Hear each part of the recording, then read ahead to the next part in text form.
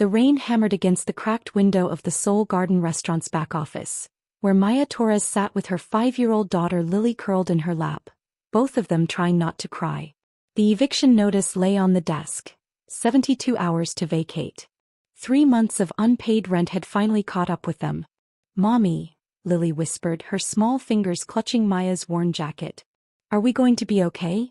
Maya kissed the top of her daughter's head, her box braids falling forward to shield them both from the harsh fluorescent light. "Always, baby.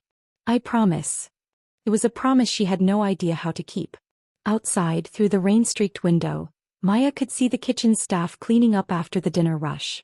This restaurant had been her sanctuary for 2 years, a job that let her bring Lily to work when childcare fell through, coworkers who'd become family, a manager who looked the other way when she snuck leftovers home. But the owner had sold the building. New ownership meant new rules. No more bringing children to work.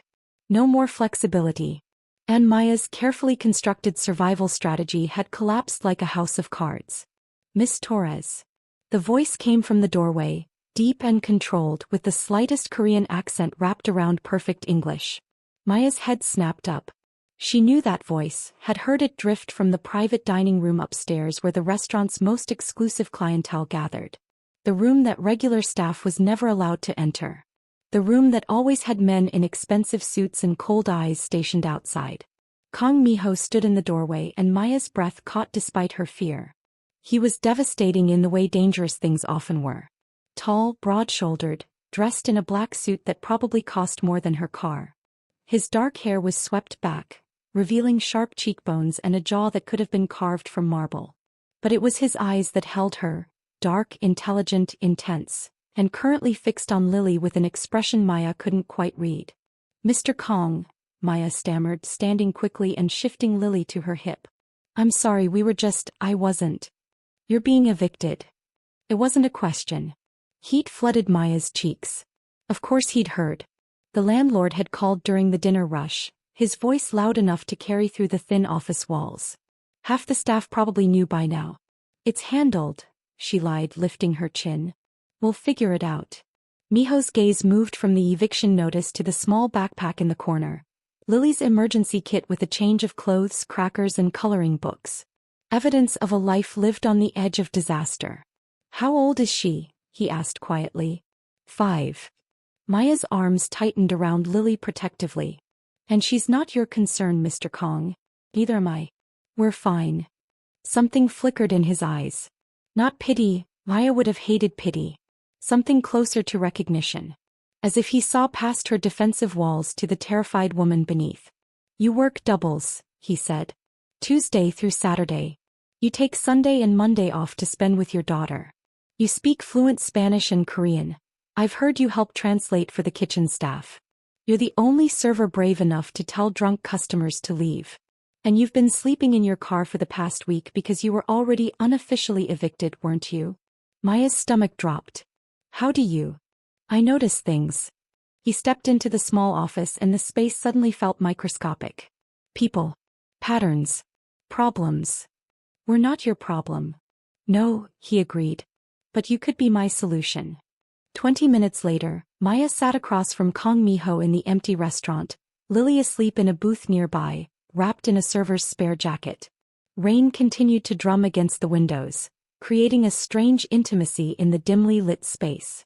"Let me understand this correctly," Maya said slowly. "You want to hire me as a live-in housekeeper? And companion for my mother," Mi-ho added. "She's recently moved from Seoul to be closer to me. She's lonely, she speaks limited English and she's adjusting poorly to American life. She needs someone who speaks Korean, who can cook traditional meals, who can provide companionship. There must be dozens of qualified Korean women who would report everything back to my business associates." His jaw tightened. "Who would see my mother as a source of information or leverage? I need someone who exists outside my world. Someone I can trust to see her as a person, not an asset. You don't know me well enough to trust me. Don't I?" He pulled out his phone, tapped a few times and turned it toward her. Maya Torres, 28 years old. Born in the Bronx to a Dominican mother and African-American father, both deceased. Raised by your maternal grandmother until she passed 3 years ago. Daughter Lily, father unknown, or at least not listed on the birth certificate. No criminal record. Nursing degree from community college, but you had to drop out in your third year when your grandmother got sick. You've been working service jobs ever since, trying to save enough to finish school. You're smart, resourceful, fiercely protective of your daughter, and you don't trust easily. Maya's hands clenched. You investigated me. I investigate everyone. No apology in his tone. It's how I stay alive in my world. And what world is that, exactly? Their eyes met, and Maya saw him weighing how much truth to tell her. She'd heard rumors, of course. Everyone who worked at Seoul Garden knew that Kong Mi-ho and his associates weren't simple businessmen.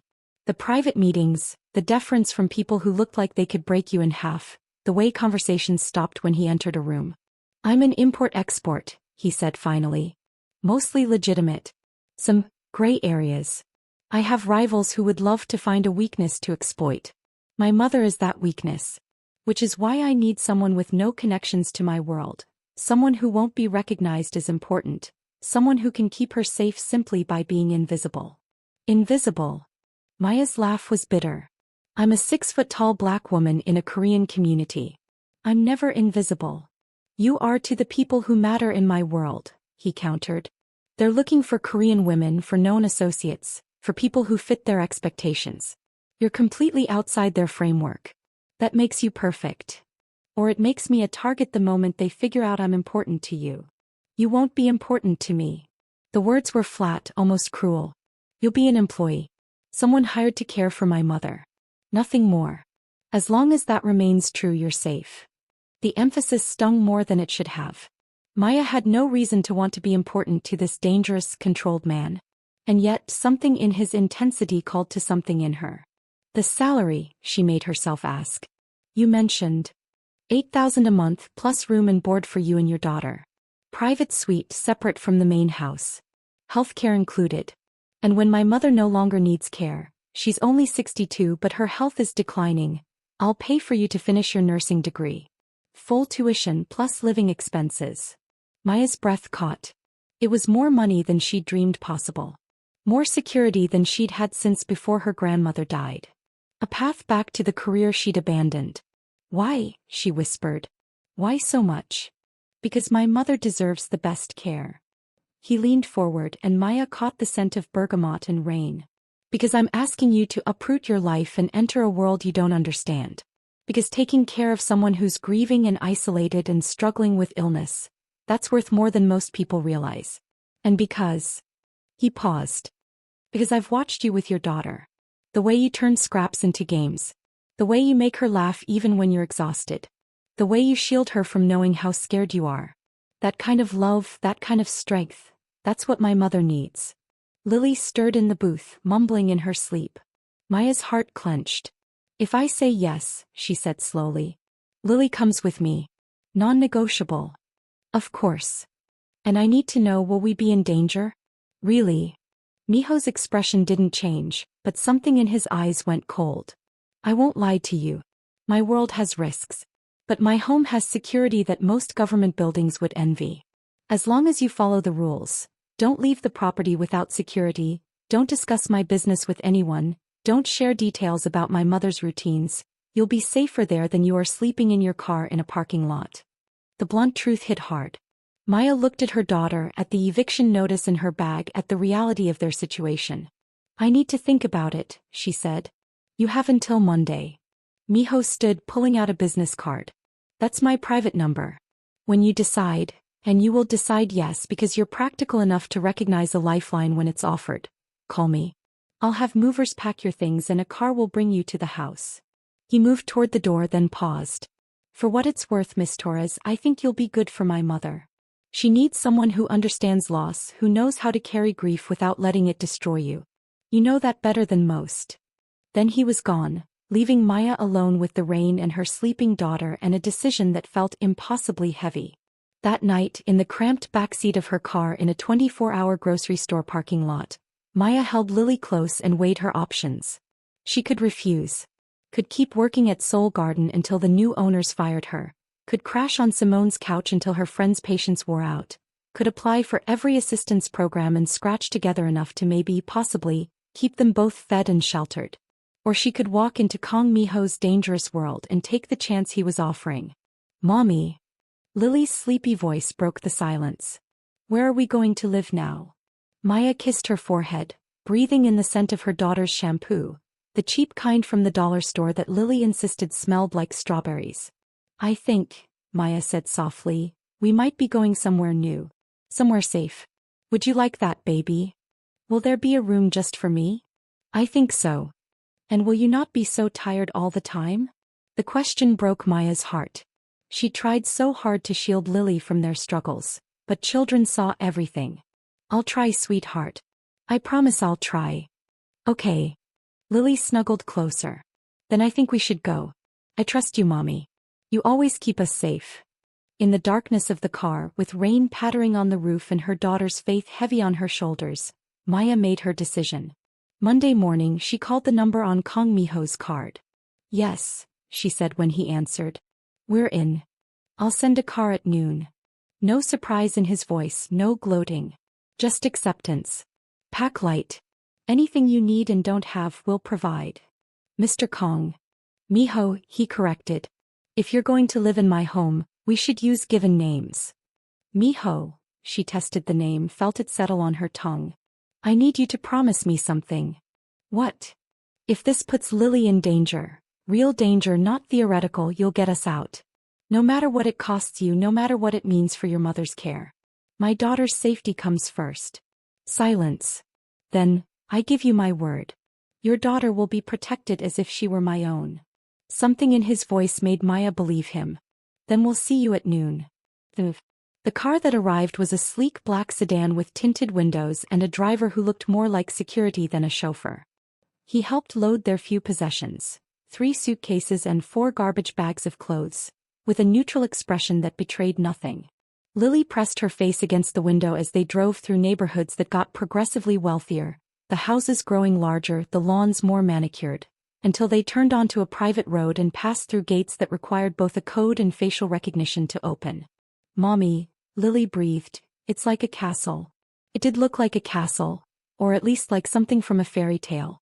The house was a modern masterpiece of glass and stone, sprawling across what must have been 5 acres of carefully landscaped property. Security cameras tracked their progress up the circular driveway. 2 men in dark suits stood flanking the main entrance. Maya's stomach clenched. What had she gotten them into? The front door opened before they reached it. Miho stood in the entrance, looking different than he had at the restaurant. He wore dark jeans and a gray sweater, casual but still expensive. His hair was slightly mussed, as if he'd been running his hands through it. He looked younger, more human, and somehow more intimidating because of it. Why, Lily. His eyes dropped to the little girl who was half hiding behind her mother's legs. Welcome. Mr. Kong, Maya started. Miho, he corrected again, then crouched down to Lily's level. Hello, Lily. I'm Miho. Your mom is going to be working here, which means you'll be living here too. Are you hungry? Lily nodded silently, her eyes huge. My mother is making lunch. She makes the best kimchi jjigae in 3 countries. Do you like soup? Another nod. Good. He stood, addressing Maya. Your suite is ready. I'll show you there first so you can settle in, then we'll have lunch and I'll introduce you to my mother. He's nervous. This is a big change for her. As they walked through the house, Maya tried not to gape. Everything was pristine, expensive, carefully curated. Modern art on the walls, furniture that looked like it belonged in magazines, technology embedded everywhere. But there was something cold about it too. It felt more like a showroom than a home. Their suite was in a separate wing, connected to the main house by a glass corridor.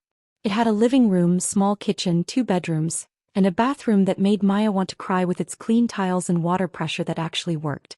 This is ours. Lily whispered, already gravitating toward the smaller bedroom with its window overlooking a garden. It's yours, Miho confirmed. Furniture can be changed if you don't like it. The kitchen is stocked, but you're welcome to eat meals with us in the main house. There's a pool, supervised use only, and a library and a home theater. The security code for your door is your choice. You program it in the keypad. No one enters without your permission. He directed the last part at Maya, his expression serious. You and Lily are not prisoners here. You can leave whenever you want. Though I do ask that you inform security so they can ensure your safety. This is your home now. I need you to feel comfortable here or this arrangement won't work. Maya met his eyes. Thank you. Don't thank me yet. A ghost of something, amusement, warning, crossed his face. You haven't met my mother. Meeting Mrs. Kong. Mrs. Kong Yoonji was nothing like Maya expected. She was tiny, barely 5 feet tall, with silver-streaked hair pulled back in a bun and wearing a traditional hanbok in soft blue. But her eyes, dark and sharp and assessing, were exactly like her son's. She stood in the main house kitchen, surrounded by dishes that filled the air with the scent of garlic, sesame oil, and spices Maya recognized from the restaurant. The older woman's gaze tracked over Maya with undisguised skepticism. Yomioni, Miho said in Korean, this is Maya Torres and her daughter Lily. Maya will be helping care for you. Mrs. Kong responded in rapid Korean, her tone making it clear she was not pleased. Miho's jaw tightened, but before he could respond, Maya stepped forward. Mrs. Kong, she said in careful Korean, bowing respectfully. It's an honor to meet you. Your son speaks very highly of you and I hope I can be helpful during this transition. I know it must be difficult moving to a new country, leaving your home. I want you to know that I'm here to support you in whatever way you need. The silence was deafening. Mrs. Kong stared at Maya. Then at Miho. Then back at Maya. You speak Korean, she said finally in Korean. Yes, ma'am. I learned it while working at a Korean restaurant. I'm not fluent, but I can communicate. And you understand that my son hired you as a caretaker? The word in Korean was almost insulting. Not as a... She waved her hand vaguely. Your son hired me to provide companionship and assistance, Maya replied evenly, still in Korean. To help you adjust to life here, to cook meals you enjoy, to be someone you can talk to in your own language. Nothing more, nothing less. Mrs. Kang's expression shifted fractionally. Still skeptical but less hostile. And the child? My daughter Lily. She's 5. She's well behaved and won't disturb you. Lily, who'd been clutching Maya's hand through this entire exchange, suddenly spoke up in her small voice. Your house smells good. Like the restaurant where mommy works. Are you making soup? The question was in English, but the innocence and honesty in Lily's tone needed no translation. For the first time, Mrs. Kang's severe expression cracked. She looked down at Lily and something soft entered her eyes. Yes, she said in careful English. I make soup. You like soup? Lily nodded enthusiastically. Then we eat. Mrs. Kong turned back to the stove, but Maya caught the slight relaxation in her shoulders. Miho set table. Maya, you help. It was a command, but it was also, Maya realized, acceptance. As they moved around the kitchen, setting out dishes and chopsticks, Maya caught Miho watching his mother with barely concealed relief. This introduction had clearly worried him more than he'd let on. Thank you, he said quietly in English as Maya passed him with a stack of bowls. For speaking to her in Korean. For being respectful. He's proud. She's scared, Maya corrected gently.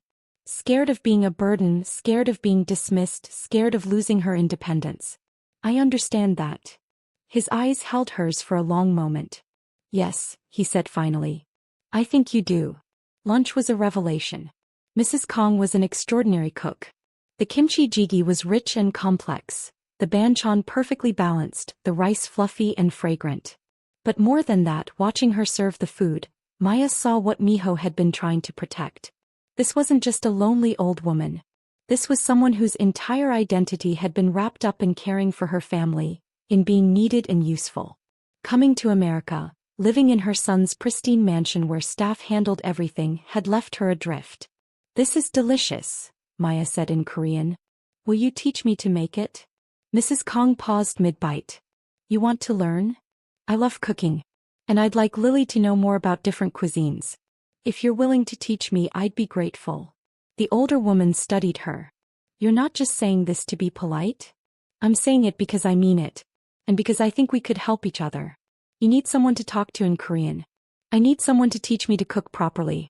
Lily needs stability and someone who can show her that family comes in all different forms. Something shifted in Mrs. Kang's expression. Not quite warmth but consideration. We start tomorrow, she said firmly. 6 in the morning. Korean breakfast. You and the child will join me. We'll be there. Across the table, Miho's lips curved in something that wasn't quite a smile but was close. His eyes met Maya's with what looked like respect. And Lily, oblivious to the undercurrents, was happily slurping soup and asking Mrs. Kong questions about every dish, breaking through decades of cultural barriers with pure 5-year-old curiosity. Maybe Maya thought this could actually work. She had no way of knowing that in 2 weeks, everything would change.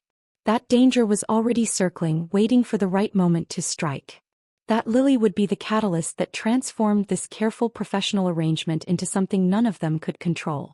But for now, in this moment, with soup warming her belly and her daughter's laughter filling the air and Miho watching his mother smile for the first time in months, for now, Maya let herself believe they'd found something like safety.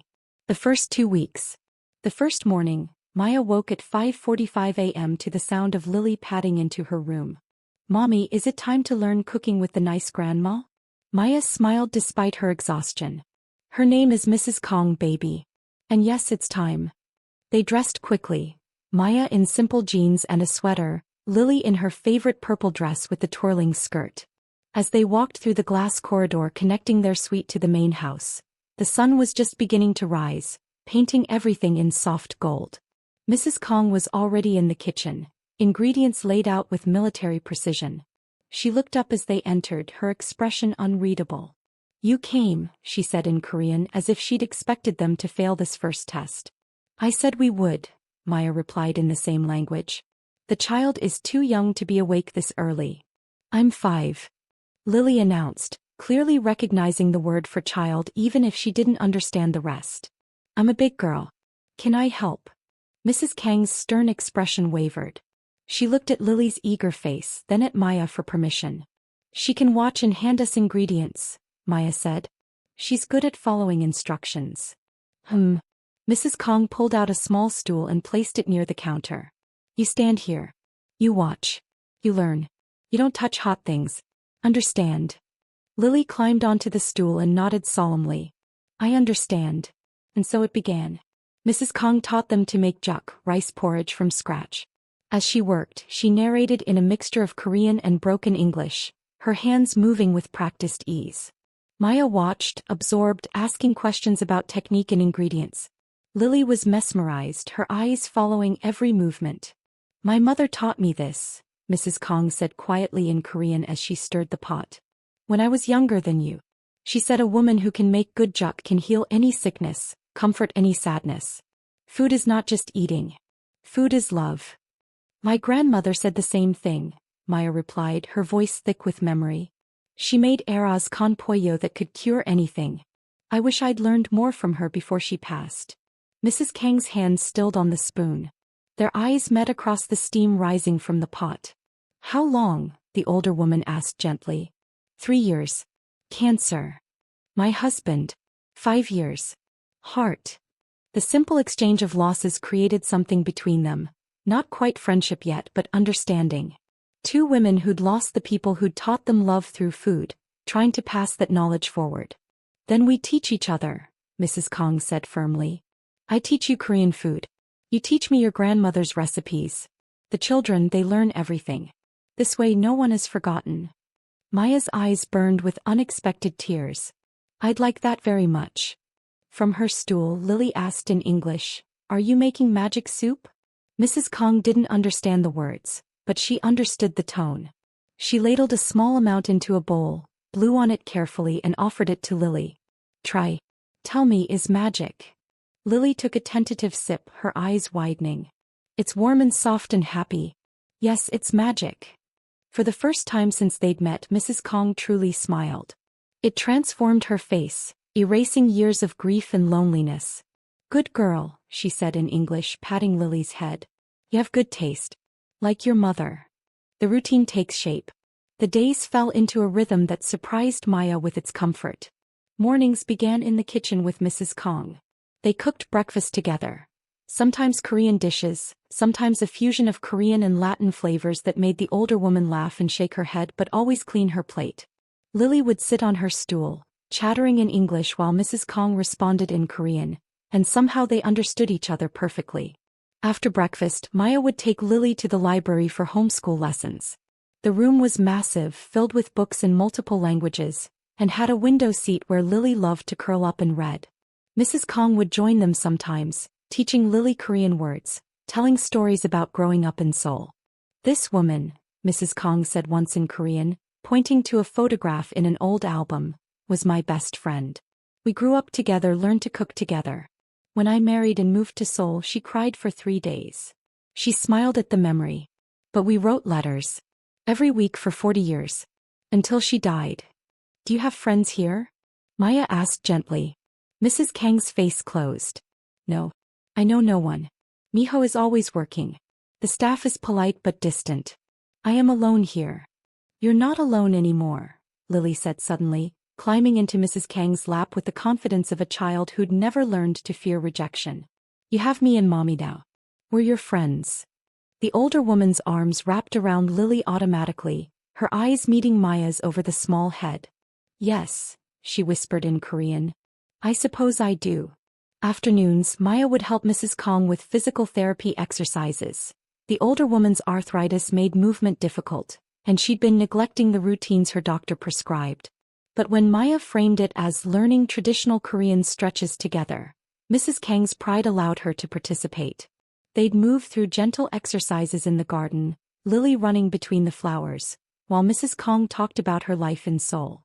About raising Miho alone after her husband died, about the sacrifices she'd made to ensure her son had every opportunity, about the pride and fear of watching him build an empire she didn't fully understand.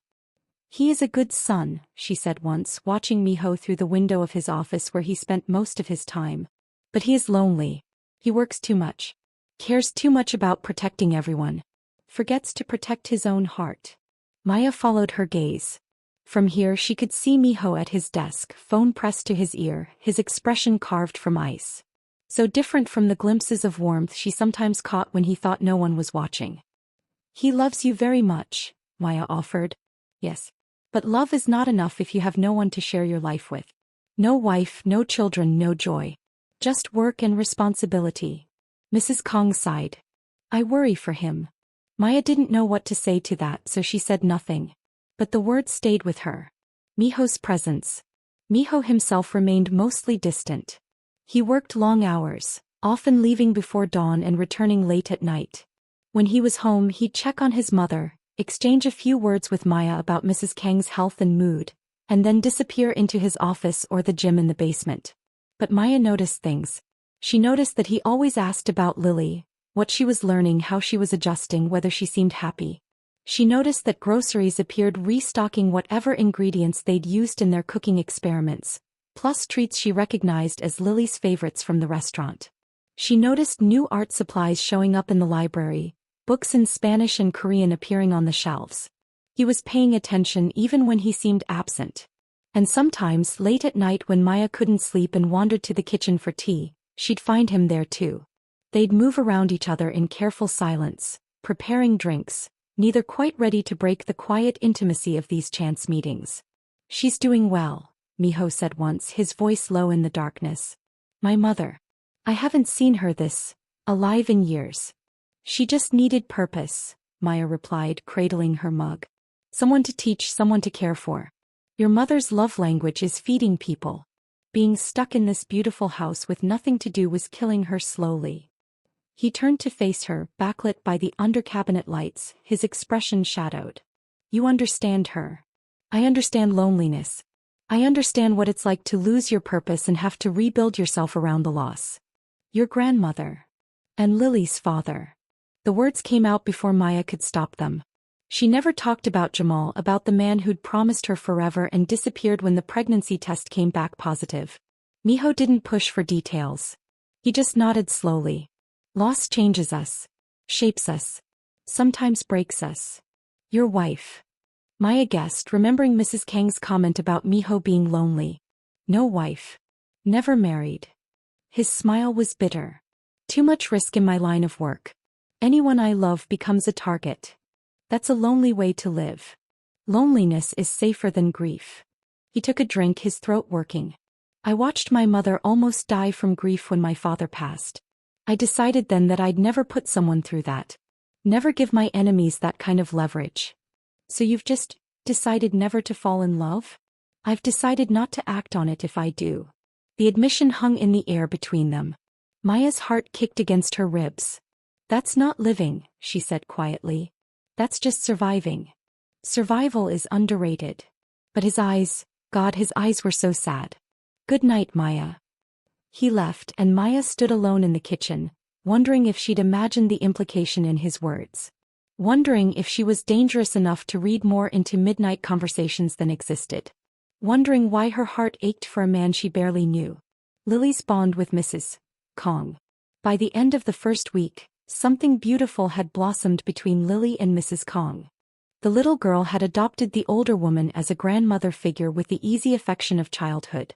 She'd climb into Mrs. Kang's lap during story time, hold her hand during garden walks, bring her flowers and drawings and constant questions. And Mrs. Kong, who'd seemed so cold and stern that first day, melted under Lily's innocent devotion.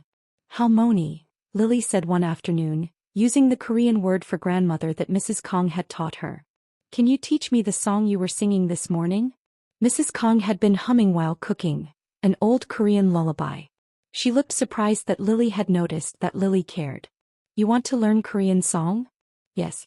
Mommy sings to me in Spanish and you sing in Korean and I want to know all the songs. Then I can sing to my babies someday and they'll know all the languages. The simple logic made Mrs. Kang's eyes shine with tears. She pulled Lily close and began to sing, her voice wavering but sweet. Lily listened intently, then tried to mimic the sounds, her pronunciation terrible but her effort complete. Maya watched from the doorway, her own eyes burning. This was what she'd wanted for Lily. Not just safety and stability but love. Family. A grandmother figure to fill the hole left by Maya's abuela. Your daughter is special, Mrs. Kong said later in Korean, after Lily had fallen asleep on the couch, exhausted from a day of learning and playing. She has a heart that sees people. Really sees them. Not many children have this gift. She learned it from my grandmother, Maya said, carefully moving Lily's hair from her face. Abuela always said the most important thing was to see people. Really see them, not just look at them. To understand that everyone is fighting battles we know nothing about. Wise woman. Mrs. Kong watched Lily sleep with an expression of deep tenderness. She would be proud of you. Of how you're raising this child. It's not easy alone. No, Maya agreed. It's not. But you're not alone now. Mrs. Kong patted Maya's hand. You have me. And whether my son admits it or not, you have him too. He looks at you both like you're precious things he's afraid to touch. Heat flooded Maya's cheeks. Mrs. Kong. I see things, the older woman said placidly. I'm old. I'm not blind. The way he watches you when you're not looking. The way he asks about the child. The way he's here for dinner now every night when before he was always working. You make him remember he's human. That's dangerous in his world. But maybe it's also necessary. Before Maya could respond, Lily stirred, mumbling in her sleep. Both women instinctively reached to comfort her, their hands meeting on the small back. Mrs. Kong smiled. Go. Take her to bed. Tomorrow we make habakjuk, pumpkin porridge. The child will love it. Maya carried Lily back to their suite, her mind churning with Mrs. Kang's words. She wouldn't let herself hope, wouldn't let herself imagine that Miho's careful attention meant anything beyond professional concern. She couldn't afford to fall for a man who'd already decided his heart was too dangerous to give away. The growing tension. But the universe, it seemed, had other plans. It started with small things. Miho began joining them for breakfast, claiming his schedule had shifted. He'd sit at the table, quiet and controlled, but his eyes would track Lily's excited chatter and sometimes, just sometimes, Maya would catch the ghost of a smile on his lips. One morning Lily knocked over her juice and before Maya could react, Miho was there with a towel, cleaning up with efficient movements. I'm sorry, Lily said, her voice small and scared. I didn't mean to. Please don't be mad. Miho paused, his expression softening in a way Maya had never seen. I'm not mad, little one. Accidents happen. All clean. He showed her the towel. No harm done. My friend Emma's daddy yelled at her when she spilled, Lily said quietly. He said she was clumsy and stupid. Maya's hands clenched. She knew which father Lily meant. a man at the restaurant who'd made her skin crawl with his casual cruelty to his daughter. Miho's jaw tightened. That man is wrong. Spilling things doesn't make you clumsy or stupid. It makes you human. And humans make mistakes. That's how we learn. He met Lily's eyes seriously. You are not stupid, Lily. You're smart and kind and brave. Don't ever let anyone tell you otherwise. Lily stared at him with something like wonder. Then she threw her small arms around his neck in an impulsive hug. Miho froze. His eyes met Maya's over Lily's head, wide and panicked and vulnerable. Maya nodded slightly, "It's okay," and watched as he slowly, carefully wrapped his arms around the little girl and held her. "Thank you," Lily whispered. "You're nice." When she pulled away, Miho's expression was carefully blank, but Maya had seen the crack in his armor. Had seen the longing he tried so hard to hide. Mrs. Kong, watching from the stove, caught Maya's eye and raised her eyebrows meaningfully. The next shift came during an afternoon in the garden. Lily was playing while Maya and Mrs. Kong harvested vegetables, when Lily suddenly screamed. Maya was on her feet instantly, heart pounding. What happened? B. Lily was crying, holding her hand. It stung me. Before Maya could reach her, Miho was there. He must have been watching from his office window.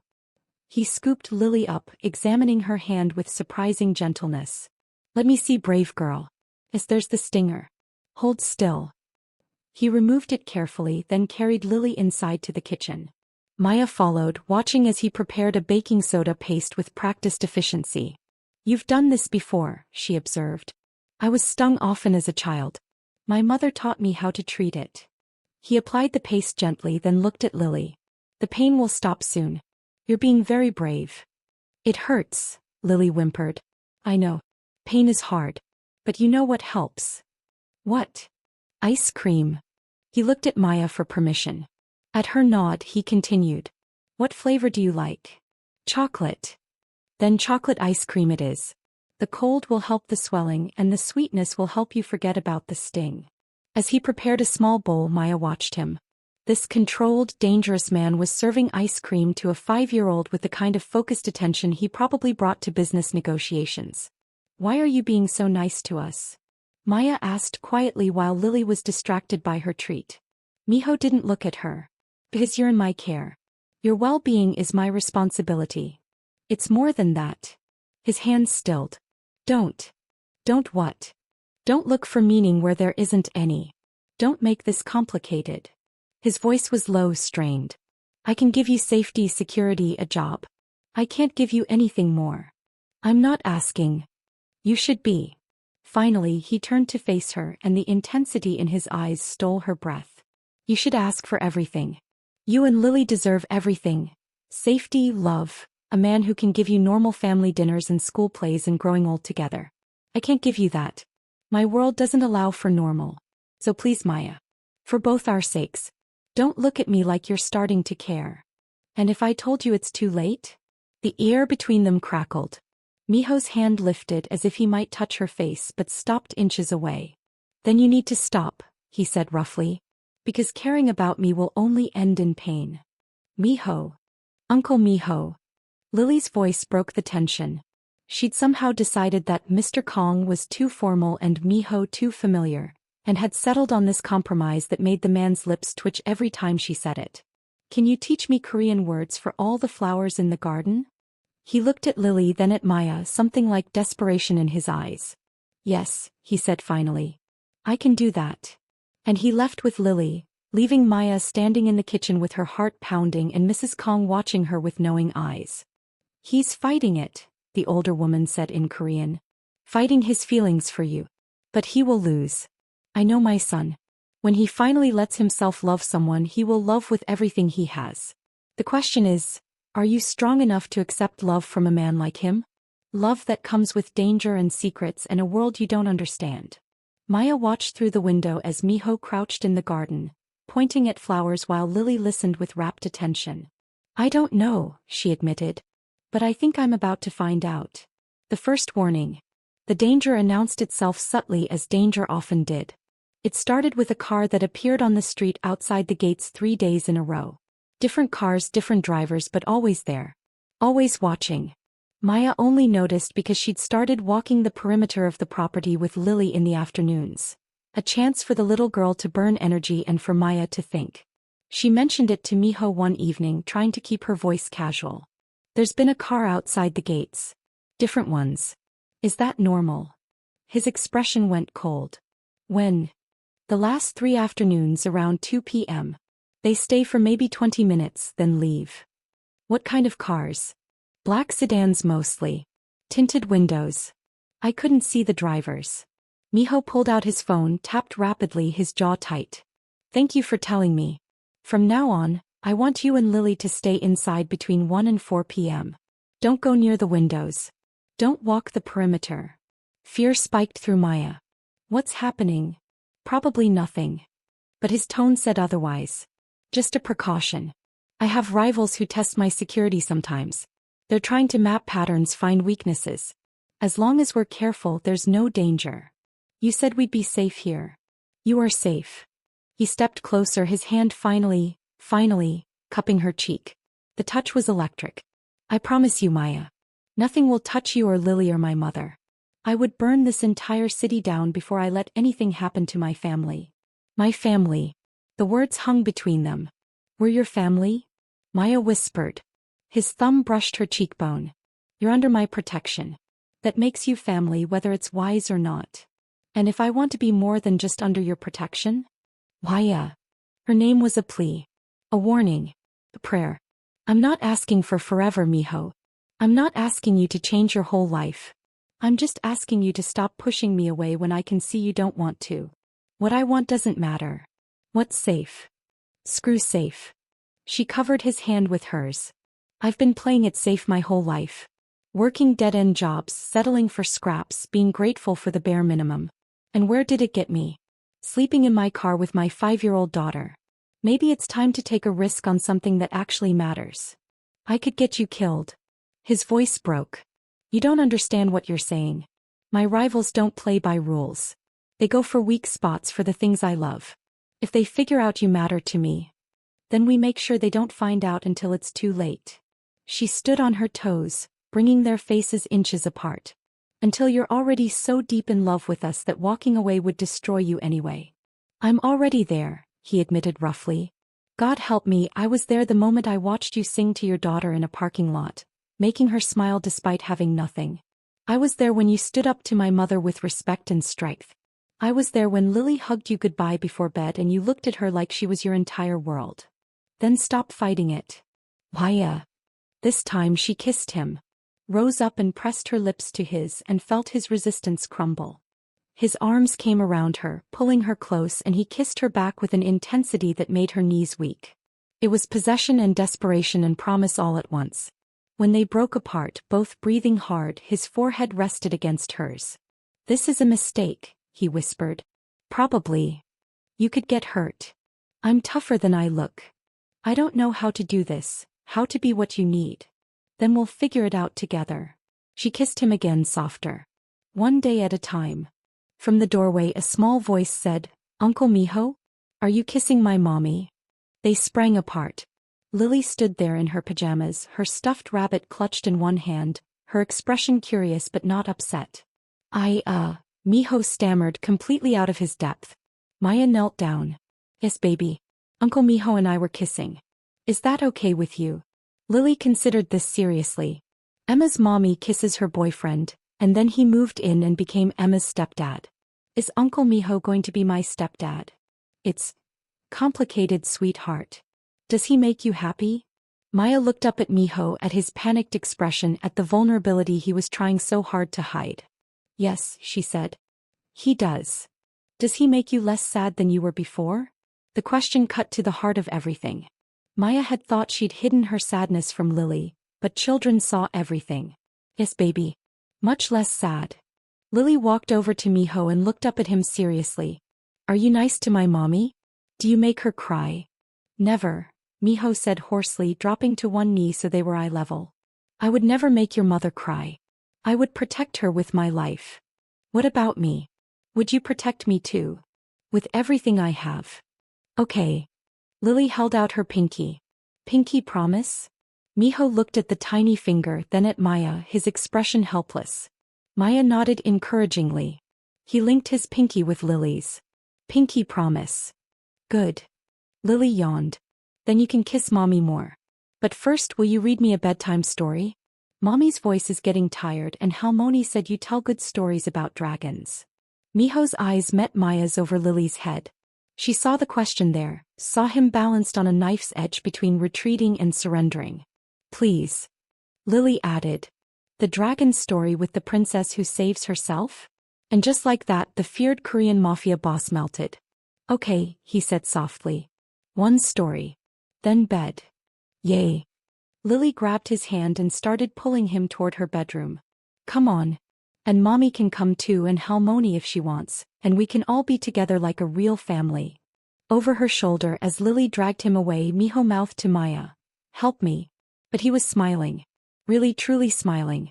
And Maya thought, not for the first time, that her daughter might be the bravest person she knew. Brave enough to ask for the family they both desperately wanted. Brave enough to believe they deserved it. Maya woke to sunlight streaming through her window and the sound of laughter from the kitchen. Lily's bright giggles mixed with deeper voices. She pulled on her robe and padded through the suite, her heart doing something complicated in her chest. In the main kitchen she found a scene that stopped her in her tracks. Miho stood at the stove, dressed casually in a black t-shirt and jeans, his hair slightly mussed. Mrs. Kong was directing him in rapid Korean while Lily sat on the counter. A position Maya would normally never allow, handing him ingredients with the seriousness of a surgical nurse. No, no, Mrs. Kong was saying in Korean, swatting Miho's hand. You stir gently, not like you're mixing concrete. This is Maya cook, not construction project. I'm stirring gently, Miho protested. You call that gentle? The seaweed is crying. Lily giggled. The seaweed is crying. Uncle Miho, you're making the seaweed sad. Everyone's a critic, Miho muttered, but his lips curved. Then he looked up and saw Maya in the doorway, and his expression shifted into something softer, more vulnerable. Good morning. Good morning. Maya couldn't help but smile. What's all this?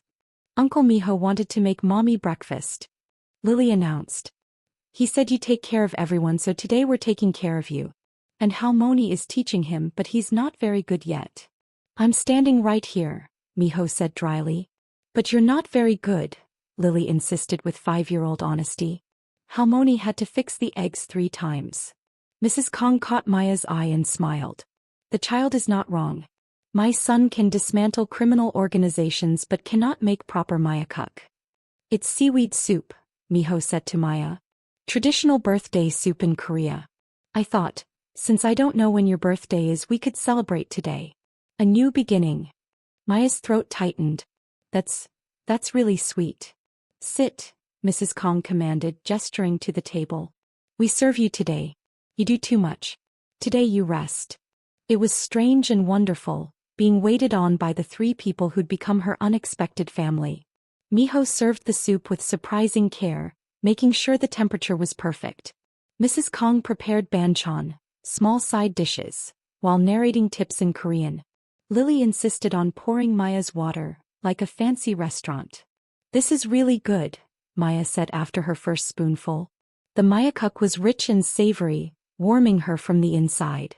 Halmoni helped a lot, Miho admitted, sitting down beside her. Their knees brushed under the table. I'm learning. Slowly. He burned the first pot, Mrs. Kong said cheerfully. And the second. This is the third. Omioni, Miho groaned. What? I speak truth. But her eyes were dancing with rare mischief. Besides, the fact you're trying is what matters. You never cooked before. Now suddenly you want to learn. I wonder why. She looked pointedly at Maya. Lily, oblivious to the undercurrents, was telling a rambling story about a dream she'd had involving dragons and castles and everyone living happily together forever. Under the table, Miho's hand found Maya's. His fingers laced with hers, hidden from view but solid and real. Thank you, Maya whispered. For terrible soup? For trying. For being here. For last night. His thumb stroked across her knuckles. I haven't stopped thinking about last night. Good or bad thoughts? Terrifying thoughts. His eyes met hers. Thoughts about how much I want this. You, Lily, my mother, all together like this. How natural it feels. How right. And how dangerous that is for everyone. Miho. But, he continued, squeezing her hand, I'm tired of running from what I want. Tired of letting fear make my decisions. So I'm choosing to be terrified and stay anyway. Maya's heart expanded in her chest. Yeah. From across the table, Mrs. Kong smiled into her soup, saying nothing but seeing everything. The threat arrives. The illusion of safety shattered 3 days later. Maya was in the garden with Lily and Mrs. Kong, teaching the little girl how to identify herbs, when Miho's head of security, a stone-faced man named Park Juno, appeared at the garden entrance. Miss Torres. Mrs. Kong. Please come inside immediately. The urgency in his voice made Maya's stomach drop. She scooped up Lily. What's wrong? Inside first. Quickly. They moved fast, Park Juno flanking them, his hand resting on something beneath his jacket. Once inside, he locked the doors and closed all the blinds with efficient movements. Where's Miho? Maya demanded. On his way. He'll explain. Park Juno's expression was grim. For now, you need to stay in the interior rooms. Away from windows. No one goes outside until we give the all clear. Mrs. Kong said something sharp in Korean. Park Juno responded in the same language, his tone respectful but firm. Whatever he said made the older woman go pale. What? Maya grabbed Mrs. Kang's arm. What did he say? There was an incident, Mrs. Kong translated, her voice shaking. At Miho's office downtown. A shooting. 3 of his men are injured. And someone left a message. What kind of message? Before Mrs. Kong could answer, Miho strode through the door. His suit jacket was gone, his shirt sleeves rolled up, and there was something dangerous in his expression. The crime lord fully emerged, no softness left. But when he saw them, saw that they were safe, he exhaled hard. You're okay. We're fine, Maya said. But you need to tell us what's happening. Lily, sensing the tension, had gone quiet in Maya's arms. Miho's eyes lingered on her small face before meeting Maya's gaze. We should talk. Privately. No. Maya's voice was firm. Whatever this is, it affects all of us. Mrs. Kong deserves to know. And Lily, she looked down at her daughter. Baby, can you go play in your room for a few minutes? The grown-ups need to talk. Is Uncle Miho in trouble? We're figuring that out. Can you be brave for me? Lily nodded solemnly and slid down. But before she left, she walked over to Miho and hugged his legs tight. Be safe, she whispered. Please. Miho's hand came down to rest on her head, his expression cracking. I will, little one. I promise. Once Lily was gone, Miho sagged against the counter, suddenly looking exhausted. Park Chulsu is making his move, he said without preamble. He's a rival from Seoul. We've had tensions for years, but nothing overt. He'll know. This morning his men hit my office. They didn't kill anyone, but the message was clear. He knows where I am, what I care about, and he can reach it. What does he want? Maya asked. Territory. Power. Revenge for some perceived slight from 5 years ago. Miho's jaw tightened. But mostly he wants to prove he can take what's mine. And what's yours? Mrs. Kong asked quietly. Miho looked at his mother, then at Maya. Everything in this house. The weight of that statement settled over them. The message he left, Maya said. What did it say?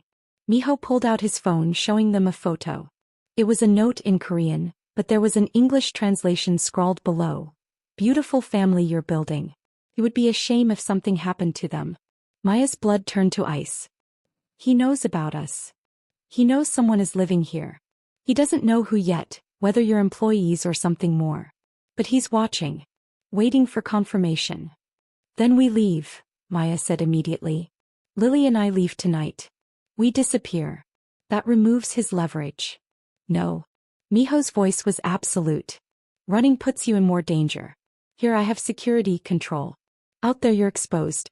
He'd find you and I wouldn't be there to protect you. So what do? We make him believe you're not important.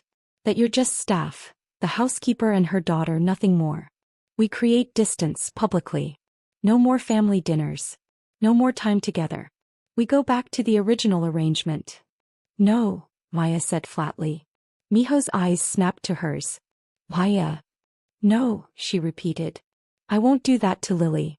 She's already lost so much. Her father, her grandmother, her home.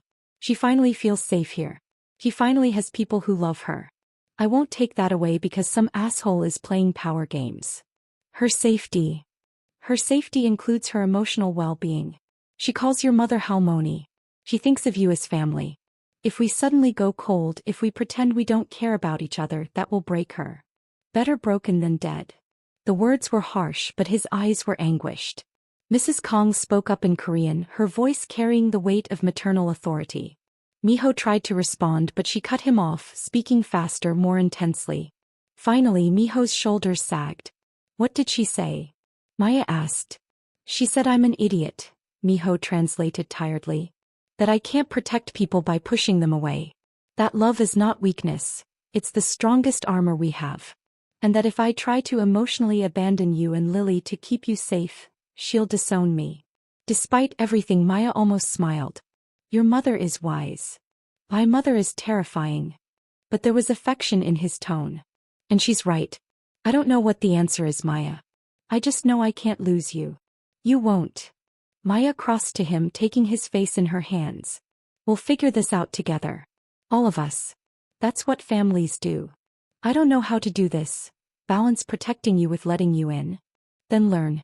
Because I'm not going anywhere and neither is Lily. We're yours now, whether that's convenient or not. His arms came around her, pulling her close. She felt him shaking slightly, this powerful, controlled man coming apart in her arms. I'm so scared, he admitted against her hair. I faced down guns, knives, threats to my life. But the thought of someone hurting you or Lily, it unmans me. Then we use that fear. We turn it into strategy. Maya pulled back to look at him. You said Park doesn't know who we are yet, employee or family. So we play the middle. We act like we're growing close. Like I'm someone you're interested in but not committed to yet. That makes us less valuable as targets while we figure out how to handle him. And if he decides to target you anyway? Then you'll protect us. That's what you do, Miho. You protect your people. And we are your people now. Mrs. Kong nodded approvingly. The woman is smart. Listen to her. Miho looked between them. These two women who'd invaded his carefully controlled life and turned everything upside down. Then he laughed, the sound rough but genuine. I'm outnumbered. Yes, Maya agreed. Get used to it. Lily's question. That evening, after Mrs. Kong had gone to bed and the house was quiet, Maya found Lily standing at her bedroom window, looking out at the garden. Can't sleep, baby? Mommy, are the bad men going to hurt us? Maya's heart clenched. What makes you think there are bad men? I heard Uncle Miho talking. And Park Juno had his scary face on. And everyone was worried. Lily turned, her eyes too old for 5. Bad men hurt my friend Emma's family. Her dad had to go away because of bad men. Are we going to have to go away? Maya knelt down, pulling Lily into her arms. Listen to me. Uncle Miho is very strong and very smart. He has people who protect us. We're safe here. But for how long? The question was too perceptive, too aware. Maya held her daughter tighter. I don't know, baby. But I promise you I will do everything in my power to keep you safe. Always. I don't want to leave. Lily's voice was small. I like it here. I like Halmoni teaching me Korean. I like the garden. I like my room. And I like Uncle Miho. She pulled back to look at Maya. Do you like Uncle Miho? Yes, sweetheart. Very much. Like, love him. Maya's breath caught. It's complicated. That's what grown-ups always say when the answer is yes. Lily's expression was serious. Emma's mom said that before she married Emma's stepdad. She said it's complicated, but really she meant, yes, I love him but I'm scared. When did you get so wise? I pay attention. Lily played with a strand of Maya's hair. I think Uncle Miho loves you too. And me. And Halmoni. I think he wants to be a family but he's scared too. He's scared. His world is dangerous, Lily. He's trying to protect us. But we protect him too, right? Lily looked at her mother with those earnest eyes. That's what families do. They protect each other. So if we're all protecting each other, we're safer together than apart. The simple logic was perfect, crystalline. Maya felt tears prick her eyes. You're right, baby. You're absolutely right. So we should stay. All of us. And be a family for real, not just pretend. Lily took a deep breath as if gathering courage. Mommy, can I ask Uncle Miho something important? What kind of something? Can I ask him to be our daddy? The world tilted. Maya's heart stuttered in her chest. Lily, that's a very big thing to ask. I know. But I thought about it a lot. My real daddy didn't want us. You told me he left before I was born. That's okay. Some people aren't ready to be parents. Such wisdom from such a small person.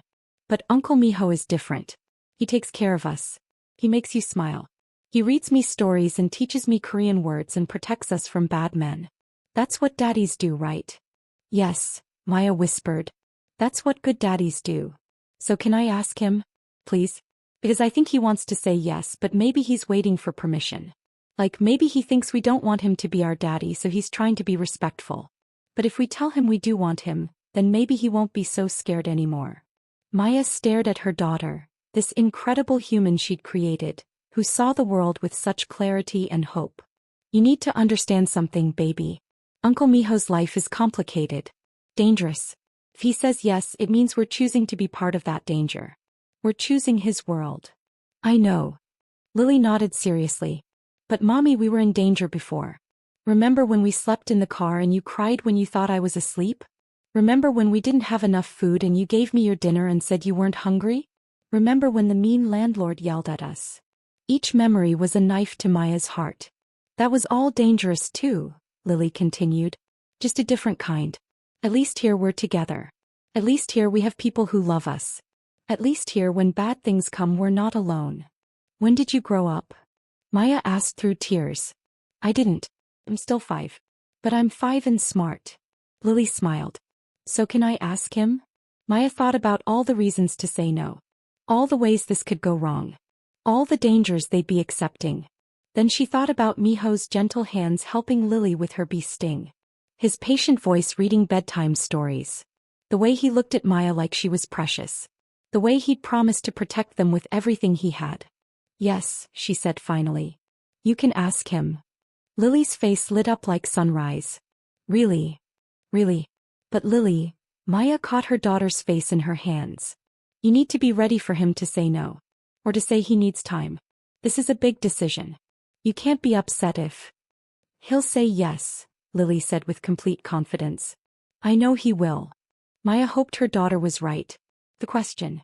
The next evening Miho joined them for dinner, despite his own rules about maintaining distance. He couldn't seem to stay away. Mrs. Kong served bulgogi with all the accompaniments, and the 4 of them ate together like the family they were becoming. Lily chattered about her day, about the new Korean words she'd learned, about the picture she'd drawn of all of them together. After dinner, while Mrs. Kong and Maya cleaned up, Lily took Miho's hand. Uncle Miho, can I talk to you? In private. Miho looked surprised but followed as Lily led him to the library. Maya watched them go, her heart in her throat. Mrs. Kong squeezed her shoulder. The child knows what she wants, the older woman said in Korean. My son should be so wise. In the library, Lily closed the door carefully and turned to face Miho with the seriousness of a judge. Uncle Miho, I need to ask you something very important. Miho sat down on the couch, bringing himself to her eye level. Hey. I'm listening. Do you love my mommy? He blinked, clearly not expecting that. That's a complicated question. That means yes. Adults say, it's complicated, when they mean yes but they're scared. A smile tugged at his lips. You're too smart for your own good. I know. Do you love Halmoni? Of course. She's my mother. Do you love me? Miho's expression softened completely. Yes, Lily. I love you very much. Good. Lily nodded decisively. Because I love you too. And Mommy loves you. And Halmoni loves you. So we're all a family that loves each other, right? Right? He said carefully, clearly wondering where this was going. Lily took a deep breath. Then I have a question. Can you be our daddy? Miho went completely still. The silence stretched so long that Lily started to fidget. I know you're not my real daddy, she continued quickly. My real daddy left before I was born. Mommy says he wasn't ready to be a parent and that's okay. But you, her voice got stronger. You take care of us. You protect us. You make mommy smile. You read me stories and teach me things, and you're nice to Halmoni. That's what daddies do. So I thought, maybe you could be our daddy. If you want to. Do you want to? Miho's eyes had gone suspiciously bright. He stared at this tiny, brave girl who'd just offered him everything he'd never let himself want. Lily, his voice was rough. Being your daddy would be the greatest honor of my life. Really? Her face lit up. Really? But you need to understand, my life is dangerous. Bad people sometimes try to hurt me and the people I love. If I say yes, if I become your daddy officially, that means you and your mommy would be part of that danger. That's a big responsibility to take on. I know about the bad men. Lily climbed onto the couch beside him. But mommy says we're safer together than apart. And I think she's right. Because families protect each other. So if you're our daddy, we protect you and you protect us, and we're all stronger that way. Where did you learn to be so wise? Mommy. And Halmoni. And you. She leaned against him. So is that a yes? Can you be our daddy? Miho wrapped his arm around her, pulling her close. Yes, Lily. If your mommy agrees and if you're really sure this is what you want, then yes. I'll be your daddy. Lily threw her arms around his neck. I'm sure. I'm super sure. I've never been more sure of anything. He held her, this precious child who'd just changed his entire world with a simple question. Over her head, he saw Maya standing in the doorway, tears streaming down her face. How long have you been there? He asked softly. Long enough. Maya came closer. Lily, baby, can you give us a minute? But mommy, he said yes. Uncle Miho, I mean daddy, said yes. The word daddy clearly stunned Miho. Maya saw him close his eyes, his arms tightening around Lily. I know, sweetheart. But I need to talk to him grown up for a moment. Can you go tell Halmoni the good news? Okay. Lily scrambled down and ran for the door. But she paused in the doorway. Daddy. Miho's breath caught. Yes. I love you. I love you too, little one. So much. Lily beamed and raced off, leaving Maya and Miho alone in the heavy silence. Faith. Did you put her up to that? Miho asked quietly. No. That was all Lily. Maya sat down beside him. But I agreed to let her ask. I should have warned you. I'm glad you didn't. If I'd had time to think, I might have talked myself out of saying yes. He turned to face her. Maya, I meant what I said. If we do this, if we become a family for real, you both become targets. Not hypothetically. Really. Park Chulsu will come for you to get to me. I know. And you're still willing? Lily was right. We were in danger before, just a different kind. At least here we're not alone. She took his hand. But Miho, I need to know, is this really what you want? Not just protecting us out of obligation, but actually wanting us. Wanting to be Lily's father. Wanting to be whatever we are to each other. I want you, he said fiercely. God, Maya, I've wanted you since that first night in the restaurant. I've wanted this family, this life, this sense of coming home. But I'm terrified of failing you. Of not being enough. Of my world destroying what we're building. Then we build it strong enough to withstand your world. Maya moved closer. We make it so clear, so unbreakable that nothing can tear it apart. We become a family in every way that matters. Legally, emotionally, completely. We show Park and anyone else who comes that we're not a weakness to exploit. We're a strength. How? We get married. The words hung in the air. Miho stared at her. You're proposing to me? I'm proposing a solution. Park thinks you're building a family. Fine.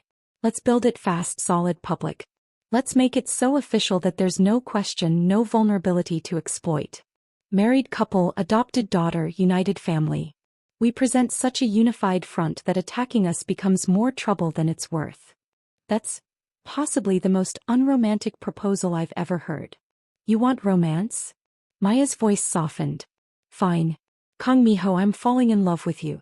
Your strength, your dedication to your mother, the way you're terrified of being Lily's father but said yes anyway because you love her. The way you try so hard to protect everyone that you forget to protect yourself. I love that you burn soup and can't stir seaweed without traumatizing it. I love that you read bedtime stories with the same intensity you bring to business negotiations. I'm falling in love with you and I think you're falling in love with me too. So yes, I'm proposing. Marry me. Be Lily's father legally. Be my husband. Let's build this family for real and dare anyone to try to break it. Miho pulled her into his arms, kissing her hard and deep. When they broke apart, his forehead rested against hers. You're insane. Is that a yes? That's a hell yes. He kissed her again. But we do this right. Lily deserves a real proposal, a real wedding. Not just a strategy session. We can have both. Strategic and real. When? Soon. This week. Before Park makes his next move. We need to shift the narrative before he controls it. Miho nodded slowly. We'll need to move fast. Adoption papers for Lily, marriage license, security upgrades. And I need to send a very clear message to Park that my family is off limits. How? His expression went cold. I'm going to meet with him. Face to face. I'm going to make sure he understands that touching you, Lily, or my mother means war. Complete total war. And I'm going to make sure every other organization in this city knows it too. Is that safe? No. But it's necessary. He cupped her face. But first I'm going to do something I should have done weeks ago. What? Ask you properly. He slid off the couch and onto one knee. Maya's breath caught. Maya Torres, he said, his voice steady and sure. I don't have a ring yet. I don't have a romantic speech prepared. But I have a heart that's been half dead for years and is only now learning to beat again because of you. I have a life that's been empty despite all its power and money, and you and Lily have filled it with meaning. I have a future that's terrifying and dangerous, but I want to face it with you beside me. So I'm asking, will you marry me? Will you let me be Lily's father? Will you build this impossible, complicated, beautiful life with me? Tears streamed down Maya's face. Yes. Yes to all of it. He stood, pulling her up with him, and kissed her like she was oxygen and he'd been drowning. Behind them they heard applause. Mrs. Kong and Lily stood in the doorway, both smiling. About time, Mrs. Kong said in English. I told you he'd say yes, Lily said smugly. Miho laughed, the sound free and genuine, and pulled all three of them into his arms. His family. His weakness and his strength. The thing worth fighting for. Tomorrow, he said. Tomorrow we start making this official. Tonight we celebrate. None of them knew that Park Chulse's men were watching the house at that very moment. That the message had already been sent. That in 48 hours, everything would explode. But for tonight, in this moment, they were happy. They were together. They were a family. And that, Maya thought as Miho spun Lily in a circle while Mrs. Kong laughed, was worth any danger that came next. The next morning, Maya woke to find Miho already gone. A note on his pillow written in surprisingly elegant handwriting. Meeting with lawyers about adoption papers. Then dealing with Park. I'll have security doubled while I'm gone. Stay inside. Keep our daughter safe. I love you. Our daughter. The words made her heart clench. She found Lily and Mrs. Kong already in the kitchen making breakfast together. Lily was standing on her stool, carefully cracking eggs under Mrs. Kang's supervision. Mommy. Lily beamed. We're making breakfast for our family. Halmoni says families take care of each other, so we're taking care of you and Daddy. The casual use of Daddy still felt surreal. But watching Lily's radiant happiness, Maya knew they'd made the right choice. Where is Miho? Mrs. Kong asked in Korean, her eyes sharp with concern. Business, Maya replied in the same language. He said he'd be back this afternoon. Mrs. Kang's expression tightened. She knew what business meant in her son's world. But she said nothing in front of Lily, just nodded and returned her attention to the eggs. After breakfast, while Lily played in the library, Mrs. Kong pulled Maya aside. You understand what you've agreed to? The older woman asked quietly in Korean. Marrying my son, adopting his world along with his name? I understand the risks. No. Mrs. Kang's voice was firm. I don't think you do. Not fully. I've lived in Miho's world for 40 years. I watched it kill my husband. The stress, the constant vigilance, the violence always lurking at the edges.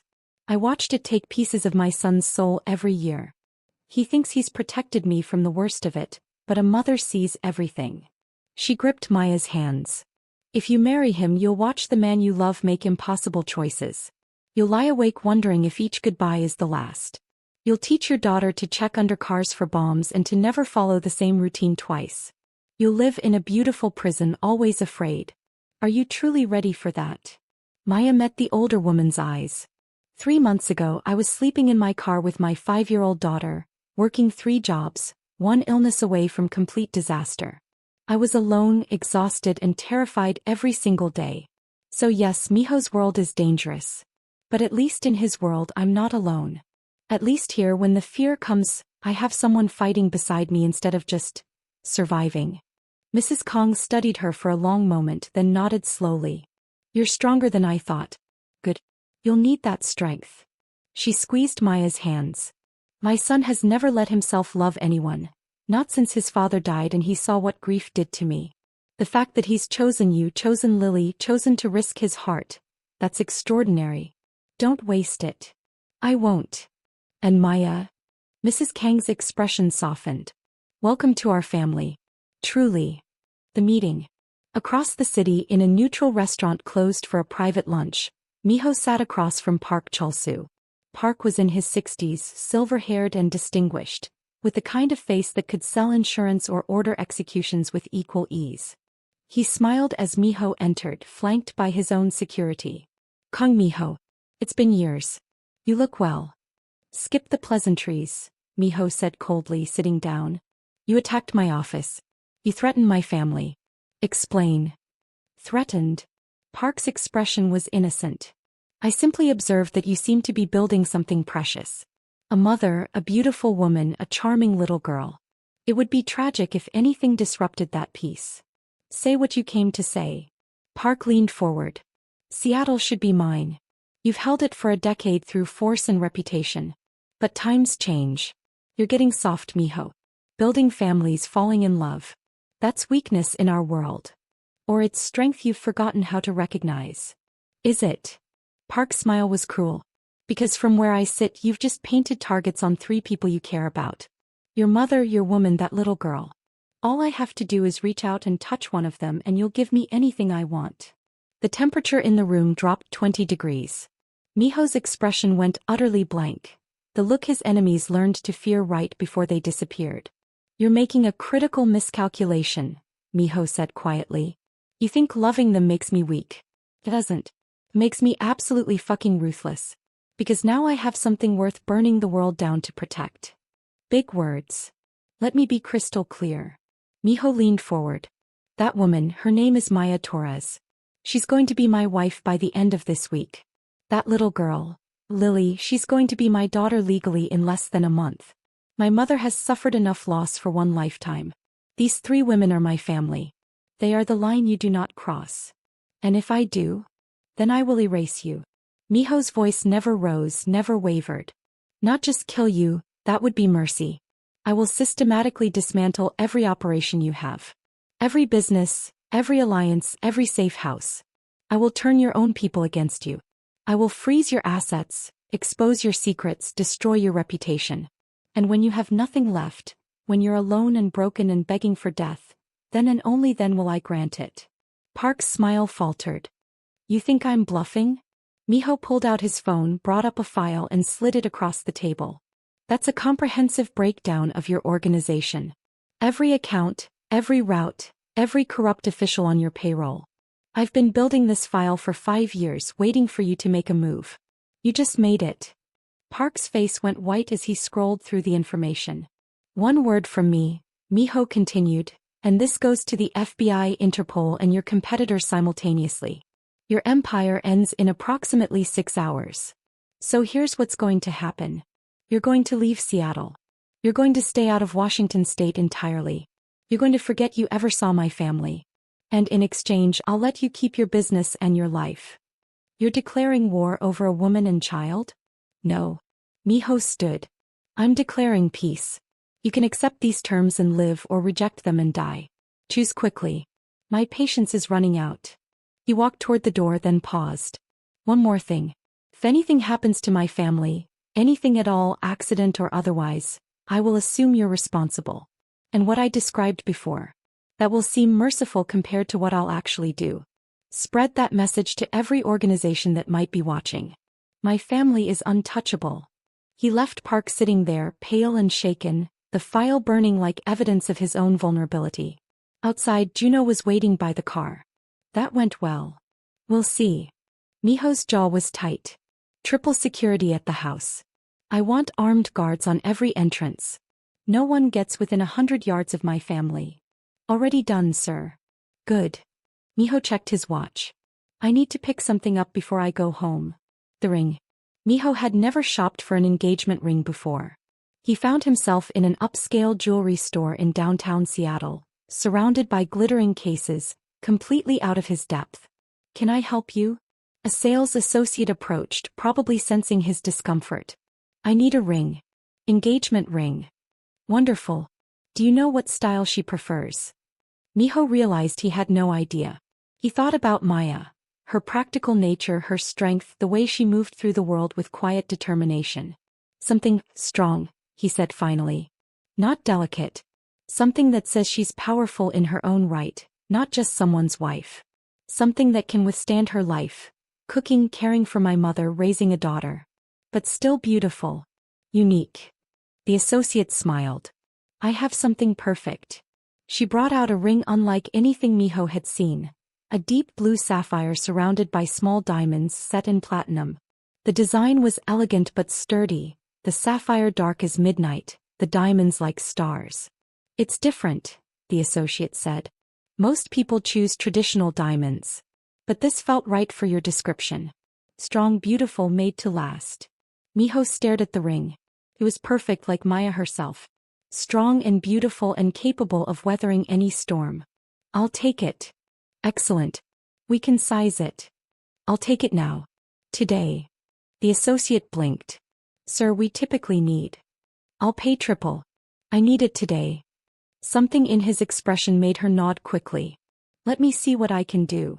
2 hours and a ridiculous amount of money later, Miho left with the ring box in his pocket, feeling strangely light despite the tension coiling in his gut. The proposal. He returned home to chaos. Lily running through the halls chasing bubbles that Mrs. Kong was blowing, both of them laughing. Maya sat on the couch, watching them with a smile that transformed her whole face. She looked up as he entered. You're back. I'm back. He sat beside her, suddenly nervous in a way business negotiations never made him. How was your day? Good. Quiet. Lily asked me 17 times when you'd be home. Her eyes searched his face. How did it go? As well as could be expected. Park knows where things stand. Now we wait to see if he's smart enough to accept the terms. And if he's not? Then I handle it. He took her hand. But right now I want to focus on us. On our family. Okay. He pulled out the ring box. Maya's breath caught. I know I already asked, he said. And you already said yes. But I wanted to do this properly. With a ring. With our family watching. Lily. Maya called. Mrs. Kong. Can you come here? They appeared immediately, Lily bouncing with excitement, Mrs. Kong moving more sedately but with knowing eyes. Miho stood pulling Maya up with him. Then he dropped to one knee and Lily gasped with delight. Maya Torres, he said, his voice steady despite his racing heart. You walked into my life when I'd convinced myself I didn't need anyone. You saw past my walls to the man underneath. You trusted me with your daughter, with your heart, with your future. You make me want to be better, not just for you but for myself. For the family we're building. He opened the box. Maya's eyes widened at the sapphire. This stone is strong enough to last a lifetime. Just like you. Will you wear it? Will you marry me? Will you let me spend the rest of my life trying to deserve you? Yes, Maya whispered, tears streaming down her face. Yes, always yes. He slid the ring on her finger. It fit perfectly as if it had been made for her.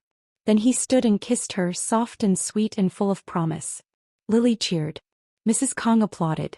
And for a moment, everything was perfect. Then Juno burst through the door, his expression grim. Sir, we have a situation. Park's men are at the gate. 6 cars. Armed. The warmth shattered like glass. Get them to the safe room, Miho ordered immediately, his voice going cold and controlled. Now.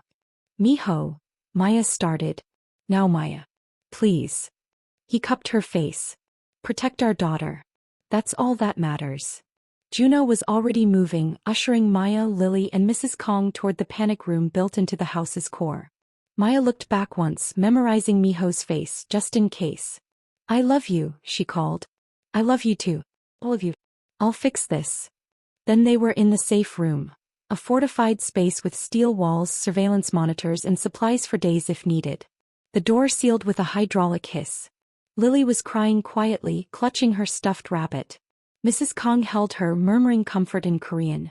Maya stood at the monitors, watching as Miho and his security team moved through the house with practiced efficiency. On screen she could see the gate. 6 black SUVs, just as Juno had said. Men in suits getting out, weapons visible. The intercom crackled. Park Chulsu's voice filled the air. Kong Miho. Come out. Let's talk like civilized people.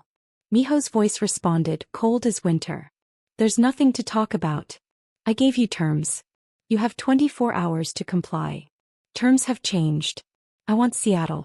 And I want you to understand that your family isn't untouchable. Then you've chosen death. Have I? Because from where I stand I have 30 men with me. You have maybe 15 inside that house. And somewhere in there you have a woman and child you care about. Do you really want to start a war with them as collateral? Maya's blood turned to ice. Beside her, Mrs. Kong had gone pale. Mommy, Lily whispered. What's happening? Shoo baby. We're safe. Daddy's handling it. On the screen, Miho stepped outside the house alone, hands visible and empty. Maya wanted to scream at him not to make himself a target. You wanted to talk, Miho said. Talk. Park smiled. Smart man. Here's the new deal. You give me 60% of Seattle operations. Keep your family. Everyone lives. Simple. No. No. You're going to sacrifice your woman and child for business. I'm going to sacrifice you for threatening them. Miho's smile was terrifying. You made a critical error, Park. You assumed I'd negotiate when my family was threatened. But I don't negotiate with terrorists. I eliminate them. He raised his hand. On the monitors, Maya saw movement, figures appearing on the rooftops of surrounding buildings.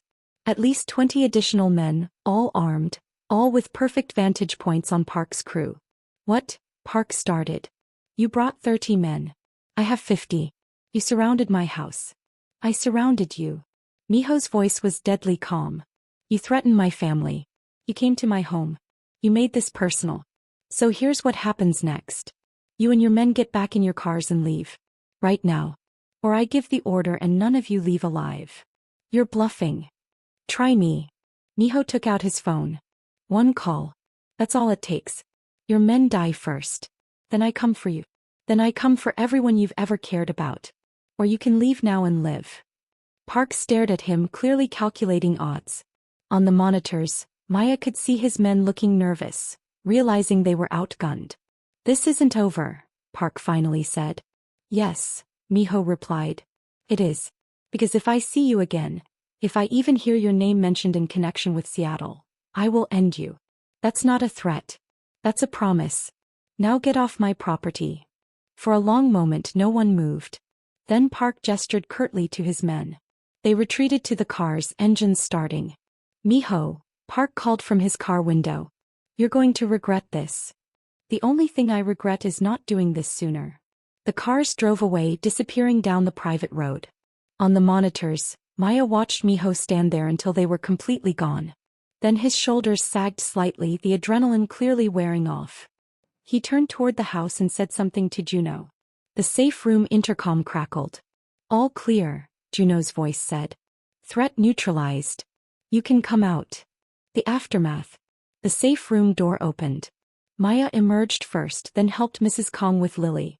The little girl was still crying, clutching her rabbit.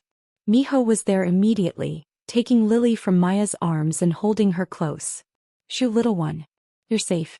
I've got you. I was scared, Lily sobbed against his shoulder. The bad men came and I thought. I know. But they're gone. They won't come back. I promise. You said you'd protect us. And I did. And I always will. He looked at Maya over Lily's head. I always will. Mrs. Kong touched her son's face, her eyes shining with tears. You're okay. I'm okay, Omioni. We're all okay. They stood there in the hallway, the 4 of them holding each other, letting the fear drain away. Finally, Lily pulled back enough to look at Miho's face. Daddy, The word made him close his eyes briefly. Yes, baby. Can we still be a family? Even with the bad men? Especially with the bad men. He kissed her forehead. That's why families exist, to protect each other. To face the scary things together. And we're a family now. Nothing changes that. Promise. I promise. He looked at Maya, at his mother, at this family he'd built. I promise all of you. 2 weeks later. The courthouse was surprisingly quiet on a Thursday afternoon. Maya stood in a simple white dress. Nothing fancy, just elegant and classic. Lily wore a purple dress with a matching ribbon in her hair. Mrs. Kong had insisted on wearing traditional hanbok in dove gray. And Miho stood in a dark suit, looking at Maya like she was the answer to every question he'd ever had. The ceremony was brief. No guests beyond Mrs. Kong and Juno serving as witnesses. The judge, who'd been thoroughly vetted and generously compensated for discretion, kept it simple and official. Do you, Kong Miho, take Maya Torres to be your lawfully wedded wife? I do. And do you, Maya Torres, take Kong Miho to be your lawfully wedded husband? I do. By the power vested in me by the state of Washington, I now pronounce you husband and wife. Miho kissed her softly, sweetly, like she was precious. When they broke apart, Lily was tugging on Miho's jacket. Does this mean you're officially my daddy now? Almost.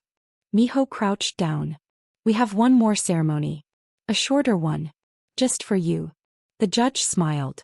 Lily Torres, would you like to become Lily Kong? Lily's eyes went wide. Really? My last name can be the same as Daddy's. Really, Maya confirmed, her voice thick with tears. If you want. I want so much. More paperwork, more signatures. And then it was done. Lily was officially Lily Kong, adopted daughter of Kong Miho and Maya Kong. In the courthouse hallway, Lily threw her arms around Miho's neck. We're really a family now. Really, really. Really, really, he agreed, holding her close. Over her head he met Maya's eyes. All of us. Mrs. Kong pulled out her phone. Picture. We need a picture of this moment. They posed together. Miho holding Lily, Maya tucked against his side, Mrs. Kong standing slightly apart but clearly part of the circle. A family legally bound and emotionally complete. Beautiful, Mrs. Kong said, her voice breaking. My family. Finally, my son has a family. 1 month later. The house had changed. Not physically, it was still the same glass and steel structure, but it felt different. Warmer. More alive. Pictures appeared on the walls, candid shots of all of them together. Lily's artwork was framed and displayed proudly. The kitchen always smelled like something cooking, some fusion of Korean and Latin flavors that had become their signature. Park Chulsu had disappeared from Seattle. Rumor said he'd moved operations to California, having learned his lesson about threatening Kong Miho's family. Other organizations took note. The message was clear. The Kong family was off limits. Maya finished her nursing degree online, supported by Miho's resources and Mrs. Kang's help with childcare. She started volunteering at a free clinic in the Korean community, using her language skills to help immigrant families navigate the healthcare system. Lily thrived. She was enrolled in a private school with enhanced security, excelling in her classes and making friends. She spoke Korean fluently now, switching between languages with ease. And she called Miho Daddy, with the casual certainty of a child who'd never doubted she was loved. Mrs. Kong bloomed.